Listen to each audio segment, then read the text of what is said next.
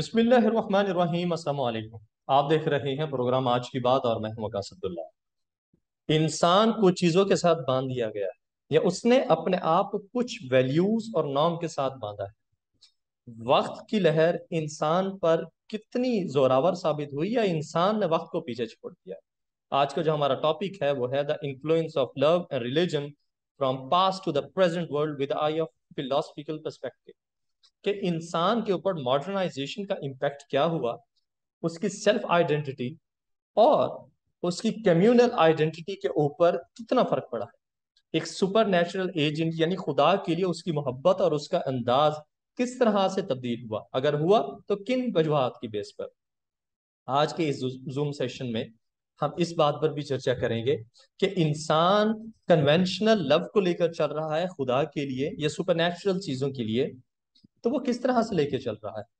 वक्त और time travel के साथ उसमें क्या तब्दीली आई और सबसे बड़ा उसका जो अंदाज रहा है उन चीजों को रेप्लिकेट करने का, तो आया कि रेप्लिकेशन में कितनी तब्दीली आई। आज के इस टॉपिक पर बात करने के लिए हमारे साथ मौजूद हैं उमर शाहूर साहब।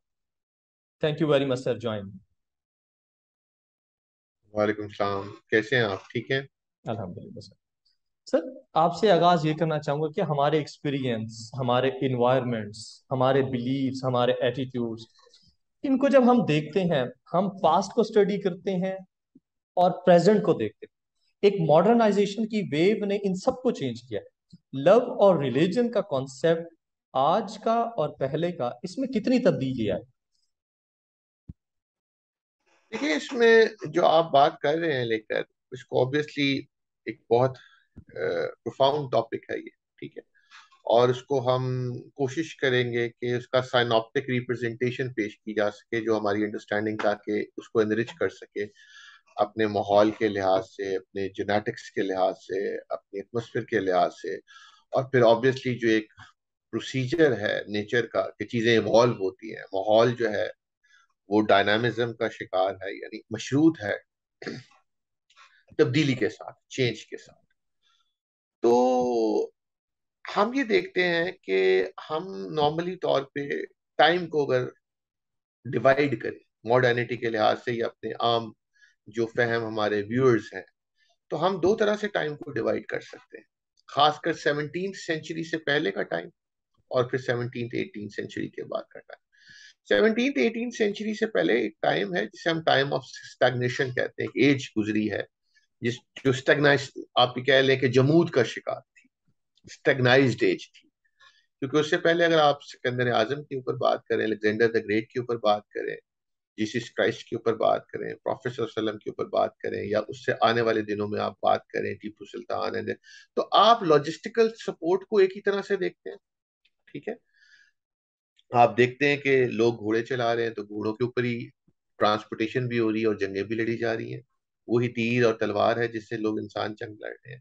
लेकिन खासकर जब आप मॉडर्निटी के ऊपर बात करते हैं, मॉडर्नाइजेशन जो आपका बेसिक थीम है, वो 17th 18th सेंचुरी के बाद एक आपने देखा है कि चीजों के अंदर एक खास किस्म की चेंज आई है और उनकी पेस बहुत ज्यादा हो गई है। उसकी बहुत बड़ा रीजन ये है कि इंसान इस काबिल हो गया कि उसने पावर के सोर्स को चैनलाइज किया। पावर के सोर्स को जैसे ही चैनलाइज किया, आप 18th 19th सेंचुरी में एक प्रॉपर जो है शिफ्ट देखेंगे। इंडस्ट्रियल रेवोल्यूशन भी आ रहा है। आप ये देखेंगे कि चीजें जो हैं बहुत तेजी से तब्दील हो रही हैं। डिस्पोजेबल इनकम का दौर में आप आ चुके हैं। आपने गन और बुलेट बनाई और एक दो साल के अंदर आप WMDs के दौर में आ गए हैं, वेपन्स ऑफ मास डिस्ट्रक्शन के दौर। ऐसा ही। बिल्कुल। तो ऑब्वियस बात है कि जो बदलते हालात हैं, जो टेक्नोलॉजी के अंदर चेंजेस आती हैं, वो उसका कहीं ना कहीं पॉजिटिव और नेगेटिव इम्पैक्ट होगा। हम एक्चुअली इसी गलती का शिकार ये होते हैं कि हम इन टोटलिटी जज कर रहे होते हैं, या कि चीजें पॉजिटिव हैं या नेगेटिव हैं, जबकि ऐसा नहीं है। चीजें इम्पैक्ट रखती हैं पीस मील्स पे। ठीक है। अगर आप स्टैंडर्ड ऑफ लिविंग की बात करेंगे तो नाउ यू आर एंजॉयिंग बहुत बेहतर, आप स्टैंडर्ड ऑफ लिविंग एंजॉय कर रहे हैं। जो वन कैन इमेजिन, या बादशाहों के पास जो टाइम होता था, शायद वो भी, उनके पास भी ऐसी जो है लग्जरीज ना हो जो आज अब्दुल्ला साहब आपके पास या मेरे पास मौजूद है। ठीक है। और it is due to the physical evolution. जो हम्म। फिजिक्स और केमिस्ट्री के अंदर एक एवोल्यूशन आया है। आज आपके पास हेल्थ केयर फैसिलिटीज इतनी ज्यादा हैं कि एक मौत ही का भी आपके पास इलाज नहीं है। हम्म। अदर देन दैट आप बहुत सारी चीजों को, डेथ रेट्स को आपने कंट्रोल कर लिया है, आपने एम्यूनिटीज ऑफ लाइफ को आप इंजॉय कर रहे हैं। लेकिन पहले ऐसा नहीं था। हम्म। क्यों? तब इंसान तरक्की पजीर था। अब खास मॉडर्नाइजेशन के अंदर जो ओल्ड या एंशियंट मोड से जो शिफ्ट आई है, वो शिफ्ट किस वजह से आई है मैंने आपके सामने वर्ड्स कर दिया कि इंसान ने पावर के सोर्स के साथ किया। अब ये जो 14वीं 15वीं इसका पेशखमा बनती है, जो मिडिवल एज के बाद का दौर, हम्म। एक दौर कहलाता है हमारा मिडिवल एज का दौर। ठीक है, ये दौर स्कॉलिस्टिक्स का भी दौर कहलाता है। हजरत ईसा अलैहिस्सलाम के बाद से लेके 11वीं 12वीं सदी का दौर मिडिवल एज का दौर कहलाता है, स्कॉलिस्टिक्स का दौर कहलाता है। उसके बाद रेनेसेंस का दौर स्टार्ट होता है हमारे यहाँ। फिर मॉडर्निटी उसके अंदर, उसी उसी से फिर मॉडर्निटी निकलती है कि ओल्ड और एंशियंट मोड्स जो हैं, हमारी चीजें जो हैं, वो तब्दील होके उसको डिस्प्लेस कर दिया गया, रिप्लेस कर दिया गया नई मशीनरी में। Is sir it clear? अगर अगर अगर हम थॉट्स में जाते हैं तो हम हम्म। हिस्ट्री में पढ़ते हैं एक चर्च का एक बहुत इन्फ्लुएंस रहा है हिस्ट्री के ऊपर और उस टाइम पीरियड के ऊपर। हमने देखा चर्च जो है एक बहुत ज्यादा वाइटल रोल प्ले कर रहा होता है किसी भी चीज को लेके, लाइक किसी भी पॉलिटिकल थॉट को जो है वो हमने पढ़ा भी सही और पढ़ते भी हैं कि किस तरह से इन्फ्लुएंस किया गया, किस तरह से चीजों को मॉडिफाई किया गया और इरेडिकेट किया गया। अगर उसको हम्म। देखें, उस टाइम पीरियड को देखें कि चर्च का एक इन्फ्लुएंस रहा है और उसको आगे की थोड़ी हिस्ट्री के साथ हम कंपेयर करते हैं तो क्या देखते हैं वो अच्छा, ये इन्फ्लुएंस। मैं इसमें आपकी बात को अंडरस्टैंड जो मैं कर रहा हूँ, हम्म। इसमें सिर्फ हम ये जानते हैं कि चर्च का रोल रहा, क्योंकि वो डॉक्यूमेंटेड हिस्ट्री है हमारे साथ। हम्म। M I right? Yes church की सर। जब आप बात करते हैं तो मजहब की एक बात होती है। जैसे मैं उसी हम्म। तरफ आ रहा था, आपने अच्छा किया कि डायरेक्शन और उसको बेहतर कर दिया। Whenever you talk about the church, it means you are talking some sort of deities, hmm. supernatural entities. ऐसे ही है। यस जैसे सर। आम अवाम नास के लिए खुदा का तस्वर, हम्म। एक खुदा या मल्टीपल खुदा, depending on your their religion. ठीक है। हम्म। ऑब्वियसली आप मोनोथिस्टिक रिलीजन्स की बात करते हैं तो उसमें जूडो इस्लामिक और क्रिश्चियन हम्म। ट्रेडिशंस आते हैं जिसमें एक खुदा का तस्वर पाया जाता है। ठीक है। और हम अपने अच्छे और बुरे के लिए कहीं ना कहीं उसको जिम्मेदार ठहराते हैं कि वो ऑब्वियसली अल्फा एंड ओमेगा वही है। ठीक है। तो ये जो अप्रोच है, ये जो स्कूल है, ये खाली चर्च या क्रिश्चियनिटी के साथ महदूद नहीं है मेरा बेटा। अगर आप हम्म। एंथ्रोपोलॉजी की स्टडी में जाएं तो हर उस चीज जिसके पास इंसान के पास कंक्रीट आंसर नहीं था, हम्म। उसके लिए इंसान एक सूद सिंग किया करता था। सूद सिंग जैसे नजूमी करते हैं, कहान कहानी करते हैं, जोशी करते हैं। और रिलीजन की पहली फॉर्म एनिमिज्म कहलाती हम्म। है। रिलीजन की पहली फॉर्म एनिमिज्म कहलाती है, जहां पर आप एक स्टोरी बना लिया करते थे। और हम्म। ये स्टोरी बनाने का जो तस्वर है, जो भी सुपर नेचुरल स्टोरी आप कह सकते हैं, जिसे हम उस पे आम में मैथोलॉजीज कह सकते हैं। ठीक है, हम्म। कि अगर जिलजिले आ रहे हैं तो एक जमाने में कि जी दो खुदाओं की लड़ाई हो रही है तो जिलजिले आ रहे हैं।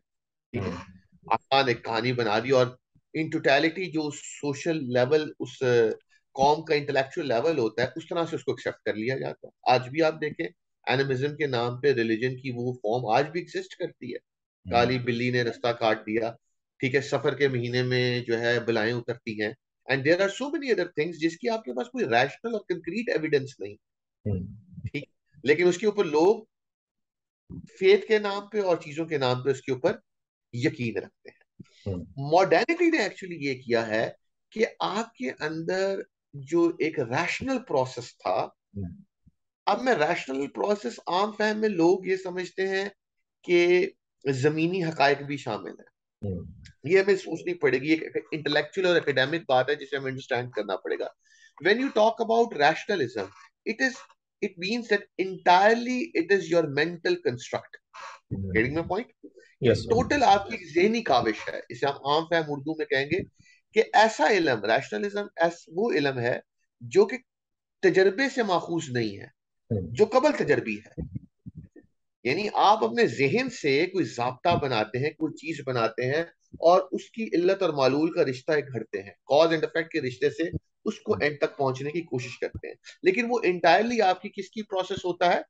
आपके जहन की काबिश होता है। उसमें हम मैथमेटिक्स के नॉलेज को बेहतरीन तौर पे ले सकते हैं। आप किसी तजर्बे से नहीं सीखते कि 2 + 2 4 के बराबर। हम्म। पूरी दुनिया के अंदर ये चीज मानी जाती है। ये किसी तजर्बे से आपके पास नहीं आई, बल्कि किससे आई? एक ऐसे ज़ाब्ते से आई जो आपने जहन से बनाया। लेकिन आज मॉडर्निटी के दौर में हम दोनों चीजों को क्या करते हैं, मिलाते हैं। जमीनी हकायक को भी मिलाते हैं जिसे हम एम्पिरिसिज्म कहते हैं, और जहनी कंस्ट्रक्ट्स को भी जोड़ते हैं जिसे हम रैशनलिज्म कहते हैं। इन दोनों ने मजहब के ऊपर एक खास किस्म का डंट डाला है, यानी कि एक जिक पहुंचाई है, क्योंकि मजहब बहुत सारे ऐसे हकायक बयान करता है जो कि आपके पास उनकी रैशनल और कंक्रीट एविडेंस नहीं होती। Simple is that. जैसे मैं अगर एग्जांपल दूं, बड़ी बात है कि खुदा का एक अपना तस्वर है, ठीक है, खुदा का एक अपना तस्वर है, उसे आप कैसे वेरीफाई करेंगे, कैसे सब्सटेंशिएट करेंगे? मजहब की रिचुअल्स होती हैं, हर मजहब की रिचुअल्स हैं। हमारे यहाँ नमाज पढ़ना एक रिचुअल है, रोजा रखना है, बैतुल्लाह शरीफ का हज करना एक रिचुअल है, इसी तरह हिंदुइज्म है और बहुत से मजाहब हैं। लेकिन मॉडर्निज्म ने इंसान को इस रुख और इस डगर के ऊपर लगाया है कि जो चीजें वेरीफाइबल रियलिटीज ना हो, वो रियलिटीज जो वेरीफाइबल ना हो, जिन्हें आप हवास खमसा के जरिए या अक्ल सलीम के जरिए आप उसको वेरीफाई ना कर सकते हो, तो उसके ऊपर वक्त बर्बाद करने का कोई फायदा नहीं। ये मॉडर्निटी का एक बेसिक स्टांस है, क्योंकि मॉडर्निटी का बेसिक एसेंस ये है कि चीजें ऑब्जेक्टिफाइबल ट्रुथ्स होने चाहिए, यानी कि ऐसे मारूजी हकायक होने चाहिए जो यस और नो में आपको आंसर देते हैं तो कि ये चीज ऐसी है और ऐसी चीज नहीं तो है। जी। हम जो इसका इन्फ्लुएंस ये समझ सकते हैं कि एक जो एक वाइटल रोल प्ले करती हैं ये चीजें हमारी सेल्फ आइडेंटिटी में और कलेक्टिव आइडेंटिटी में, जो कम्युनिटी में आ जाती है। तो फिर इस इन चीजों ने इन हमारी सेल्फ आइडेंटिटी को और कलेक्टिव आइडेंटिटी को किस तरह से हमसे दूर किया या हमारे और करीब किया, या इसमें नई चीजों का जो है वो तबादला हुआ। दोबारा रिपीट करें अपने आप को, मैं थोड़ा मैं सा मैं आपकी अंडरस्टैंडिंग मैं में, ये कहना सवाल चाहता रिपीट हूँ करें। कि ये जो चीजें हुई इस एज में इस तरह से, जो एक हम आम आदमी की बात करते हैं, एक पर्टिकुलर इंसान की बात करते हैं, उसकी सेल्फ आइडेंटिटी के ऊपर बात करते हैं या कलेक्टिव आइडेंटिटी के ऊपर बात करते हैं, हम एक कम्युनिटी में जो रोल प्ले किया जाता है उसको हम किस नजर से देखते हैं। हाँ जी, आप तब देखेंगे कि जब आपका एक बॉन्ड शैलो होता है या एक बॉन्ड हल्का हो जाता है। मैंने आपको बताया चीजें चेंज हुई।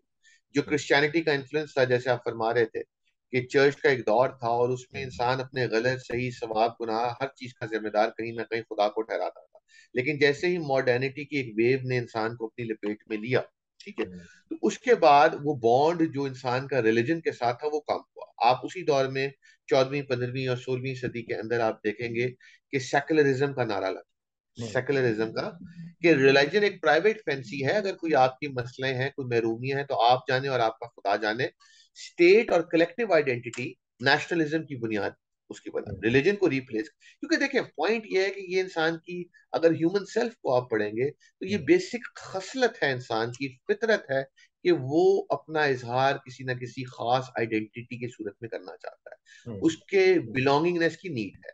इसको आप मैस्लो हिरार्की नीड्स में भी अगर देखें तो एक नीड ऑफ बिलोंगिंगनेस होती है। इंसान अपने आप को चीजों से जोड़ता है। जब आप अब्दुल्ला साहब फरमाएंगे तो आप देखें कि आप अपने नाम के साथ, कोई भी इंसान अपनी कास्ट, अपने बाप का नाम लगाता है, ऐसे ही ये उसकी आइडेंटिटी होती है। तो आइडेंटिटी की जो आपकी एक फितरत के अंदर चीज रखी गई, पहले उसकी कहीं ना कहीं भरमार जो था, उसकी उसकी जो आप ये कह सकते हैं कि उसको जो फुलफिल कर रही थी वो मजहब कर रही थी, ठीक है। लेकिन जैसे ही मजहब के साथ इंसान का बॉन्ड अराउंड द ग्लोब अगर देखें, अभी भी मजहब एक बहुत बड़ी फोर्स है, इसका मतलब ये नहीं है, मैं सिर्फ अर्ज ये कर रहा हूं कि वो शैलो हुआ है रिलेशनशिप, ठीक है। खास करके एकेडमिशियंस के देखें, जो ज्यादा लोग पढ़ रहे हैं, लिख रहे हैं, साइंटिस्ट की बात करें, फिलोसफर्स की बात करें, और जो जमीनी हकायक को पढ़ के, इस यूनिवर्स को पढ़ के देखना चाहते हैं, तो कहीं ना कहीं उन्हें खुदा तो नजर नहीं आता। उन्हें खुदा ऐसे तो नजर नहीं आता जैसे आप बैठे हुए हैं या कोई है। तो वहां पर फिर वो स्केप्टिक हो जाते हैं, तशकीक का फलसफा लेकर आते हैं कि हम अपना एक ऐसी चीज के साथ अपने आप को कैसे जोड़ सकते हैं जो कि वेरीफाइबल ट्रुथ ना हो, जैसे मैंने आपको पहले बताया, ठीक है। तो वो उनके लिए एक चीज हिलारियस हो जाती है, मजाका खेज हो जाती है। नहीं, ये समझें कि आप ऐसे कर लेते हैं कि वो अपना फिर उस रिप्लेसमेंट उससे करते हैं। उससे रिप्लेसमेंट किससे करते हैं? इस दुनिया के साथ। और उस दुनिया में नेशनलिज्म एक बहुत बड़ा फलसफे के तौर पे होता है कि आपका वतन, आपका मुल्क, आपकी जबान, लसानियात की बुनियाद के ऊपर, वतन की बुनियाद के ऊपर लोग अपनी इंडिविजुअल आइडेंटिटी को भी जो है रिहैबिलिटेट करने की कोशिश करते हैं, और अपनी सोशल और कलेक्टिव आइडेंटिटी को भी क्या करते हैं, इंश्योर करते हैं। ठीक है, मैं जर्मन हूं, मैं अमेरिकन हूं, मैं इंडियन हूं, मेरा देश महान, मैं पाकिस्तान हूं। मुशर्रफ साहब की अगर हम एग्जांपल लें, थोड़ी सी पॉलिटिकल में बात कर लेते हैं, तो उन्होंने, आपको याद याद हो, अपने दौर में एक नारा लगाया था, सबसे पहले पाकिस्तान। हम्म। सही था कि नहीं? सबसे पहले पाकिस्तान। क्यों? क्योंकि जब उन्होंने एक काम किया था, जब अमेरिकन को अंडे दिए थे, तो वो कहीं ना कहीं उस चीज को जानते थे। और जितने भी इस पे मुत्तफिक अलैह बात है, उलमाए वक्त थे, कि एक मुसलमान जो है वो दूसरे मुसलमान की मदद करता है, ना कि उसको क्या करता है। तो कोई भी उसमें जो रिलीजियस एस्पेक्ट था, वो मुशर्रफ साहब को सपोर्ट करने के लिए तैयार नहीं था। तो उन्होंने कित खूबसूरती के साथ करने की कोशिश की, अपने आप को शील्डिंग देने की कोशिश की, कवच देने की कोशिश किया मजहब के ऊपर, मजहब को खत्म करके, यानी मजहब का से बॉन्ड शैलो करके वतन के ऊपर उन्होंने उसका लिबादा उड़ा। ठीक है, क्योंकि उन्हें पता था कि दो बहुत स्ट्रांग फोर्सेस होती हैं। आप जानते हैं कि जब इंसान अपनी जात से आगे निकलता है, तो वतन उसके लिए बहुत इंपॉर्टेंट है, और साथ ही एक रिलीजियस फोर्स है। इंसान अपने आप को अभी भी, आज के दौर में भी, अपने वतन और मजहब के साथ मंसूब करता है। तो वहां पर वतन वाला जो टेनेंट था, जो प्रिंसिपल था, वो थोड़ा वीक हो रहा था जब उन्होंने अमेरिकन को अड्डे दिए। ठीक है, क्योंकि कोई भी उस टाइम पे भी, यहाँ पे जितने भी रिलीजियस रिप्रेजेंटेटिव्स हैं, किसी ने भी उनको इस चीज को इंडोर्स नहीं किया, इस बात को। तो उन्होंने फिर अवामुन नास, क्योंकि आपको पता है, मूव होते हैं मजहब के साथ। हमारे अभी भी आम इंटेलेक्चुअल इंसान, अभी भी अगर आप ऑब्जर्वेशनल फैक्ट्स पे जाएं, तो दुनिया में कितने परसेंट आबादी है जो दहरियत का शिकार है, एथीज्म का शिकार है? May be 5-6%। मेरे पास कोई नहीं है, मैं एक सिर्फ एक अब वो बात आपसे शेयर कर रहा हूँ, इसमें गलती की गुंजाइश काफी हो सकती है। लेकिन अभी भी 80 से 85% लोग किसी न किसी मजहब के साथ जुड़े हुए हैं। यानी कि बुद्धिज्म की बात करें, तो आपको ये पता चलेगा कि बुद्धा खुद एक दहरिया इंसान था, उसके यहाँ खुदा का कॉन्सेप्ट नहीं बनता। लेकिन अपनी आइडेंटिटी को इंश्योर करने के लिए लोग कहते हैं, I am a Buddhist. Am I right और रॉन्ग? उस बिल्कुल। फलसफे को उन्होंने मजहब का तनाजुर में ले, और उसको एक मजहब का लबादा ओढ़ के, कि मैं तो बुद्धिस्ट टीचिंग्स को फॉलो करता हूं। तो ऐसा नहीं है। इंसान जिस भी स्टेज में हो, चाहे वो तरक्की कर रहा हो, इर्तिका में हो, या वो तनज़्ज़ुली कर रहा हो, इंसान हमेशा अपने आप को कोई कवच लेगा अपनी सोशल और इंडिविजुअल आइडेंटिटी की बका के लिए। अगर वो मजहब नहीं होगा तो वो वतन होगा, अगर वो वतन नहीं होगा तो वो इंसान की जबान होगी। ठीक है, और अगर कुछ नहीं होगा तो इसके अलावा कोई ना कोई होगी। उसकी जात हो सकती है, उसकी एथनिसिटी हो सकती है, उसका कल्चर हो सकता है, लेकिन किसी ना किसी तरह से इंसान अपने इजहार जरूर करेगा, इनफरादी तौर पे भी और इज्तमाही तौर पे, जिसमें उसकी बका जो है वो इंश्योर हो सके। तो आखिर में मैं आपसे ये जानना चाहूंगा कि एक कॉन्सेप्ट होता है सुपर नेचुरल एजेंट्स का, जिनका आपने पहले भी जिक्र किया, कि एक सुपर नेचुरल एजेंट का जो कॉन्सेप्ट है, ह्यूमन माइंडसेट, हम उसको जिस तरह से लेकर आए, पीछे से, पास से, प्रेजेंट में, या कुछ और दौर, कि वो किस तरह से मॉडिफाइड बाय द टाइम हुआ। आज का कॉन्सेप्ट फिलोसफिकल पर्सपेक्टिव में सुपर नेचुरल का, क्या इंसान का आज भी वही कॉन्सेप्ट है जो आज से कई साल पहले था? जी देखिए, कॉन्सेप्ट्स, जब आप खुदा के ऊपर बात करते हैं, हम हैं इस टाइम एंड स्पेस के कैदी। हम्म। ठीक है, और एक टाइम एंड स्पेस में जो ये सालों का सफर होता है, मे बी 20, 30, 40, 50, 100, 200 साल इवन, ये कोई खास फर्क नहीं रखता। ठीक है, अगर आप प्री हिस्टोरिक चीजें भी देखें, तो बुत परस्ती का कॉन्सेप्ट बहुत पुराना है। हम्म। मैं फिर आपसे अर्ज करूंगा कि आपको इंसान को पढ़ने की जरूरत होगी।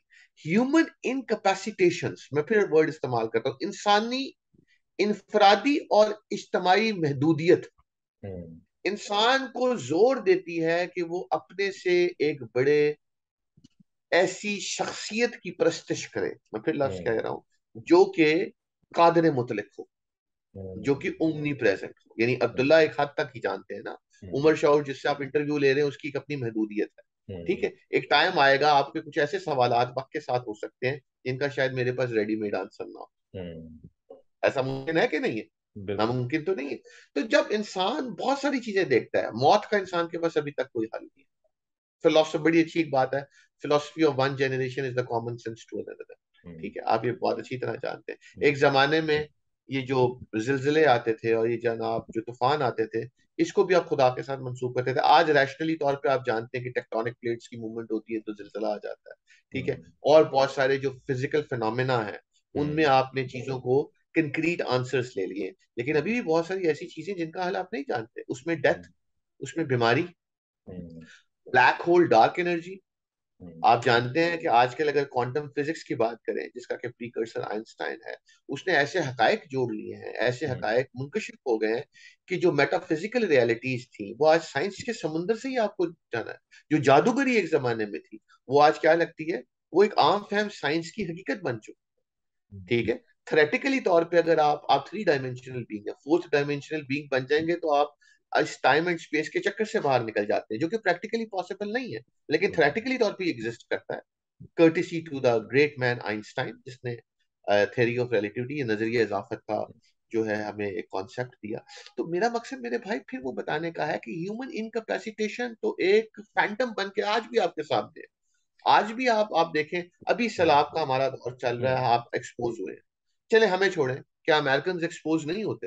हम्म। एक तूफान चलता है, टोर्नाडो आता है, हरिकेन आता है, हाँ, ये आप कह सकते हैं कि they respond things in a better manner, they are proactive, we are hmm. Reactionary people. तो जब जब मैं सिर्फ बात को खत्म करूंगा कि जब जब इंसान की इनकैपेसिटेशन आएगी, उसके यहाँ एक खुदा का तस्वर या मल्टीपल खुदाओं का तस्वर जन्म दे, ठीक है। डिपेंडिंग कि आपका इंटेलेक्चुअल कैलिबर क्या, डिपेंडिंग कि आप कितनी ताकत, जैसे हिंदुइज्म के लोग हैं, वो हर चीज के अंदर एक ताकत मानते हैं।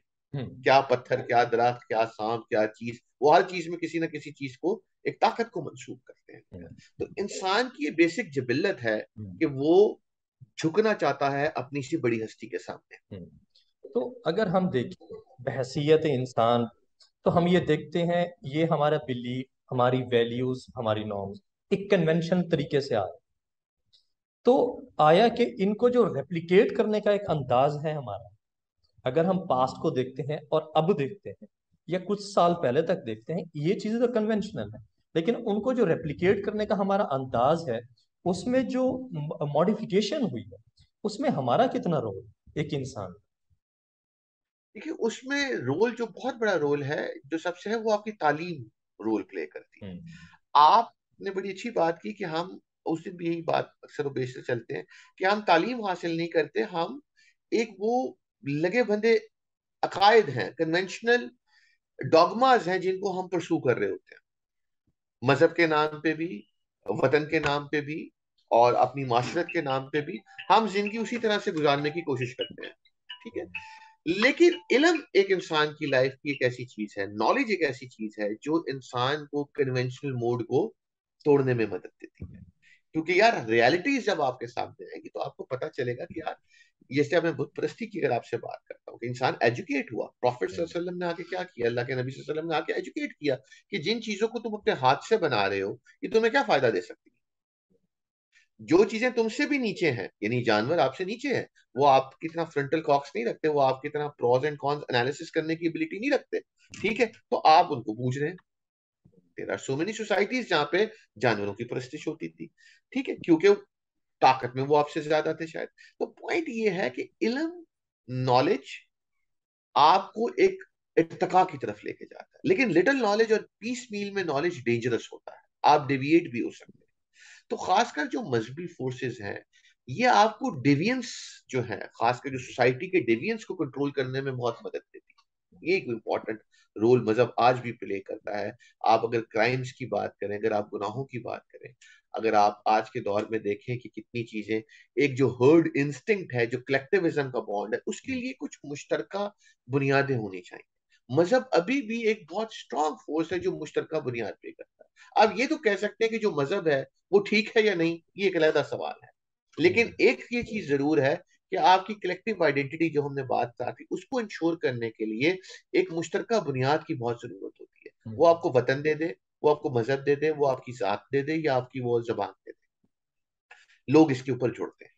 और आज जो आपने बात की कि इंडिविजुअल लेवल के ऊपर आप किस तरह से तब्दीलियों को तब्दील कर सकते हैं, तो वो है आपकी थॉट प्रोसेस, कॉग्निटिव प्रोसेस, सोच का अमल। सोच का अमल हमेशा ट्विस्ट होता है, आपकी मशरूत है इल्म के साथ। आपके अदारों के साथ आप कितना अच्छा इल्म दे रहे हैं, कितनी अच्छी तरह से लोगों को एजुकेट कर रहे हैं। ठीक है। तो ये एक बहुत बड़ा इंपॉर्टेंट रोल है कि एजुकेशन किस तरह की, लेवल ऑफ एजुकेशन जिस तरह माशरे में होगा, वही उसकी सोच की आकाश होगी। बहुत शुक्रिया उमर शोर साहब, आपने ज्वाइन किया हमें, अपने ख्यालात से, अपने एनालिसिस से हमें और हमारे नाजरीन को यकीनन जो मुमकिन सवालात थे उनके जवाब बखूबी अंदाज से दिए। बहुत शुक्रिया, thank you very much join करने के लिए। थैंक यू बेटा, अस्सलाम वालेकुम। हमारे प्रोग्राम का वक्त इख्तिताम को पहुंचता है। हमने बखूबी अंदाज से और हमारे गेस्ट ने अपने जो टॉपिक था उससे रिलेटेड हर मुमकिन सवाल का बड़ा अच्छी तरीके से जवाब दिया। इंशाल्लाह आपसे मुलाकात होगी नेक्स्ट एपिसोड में एक नए टॉपिक के साथ और नए गेस्ट के साथ। तब तक दीजिए इजाजत। अल्लाह हाफ़िज़।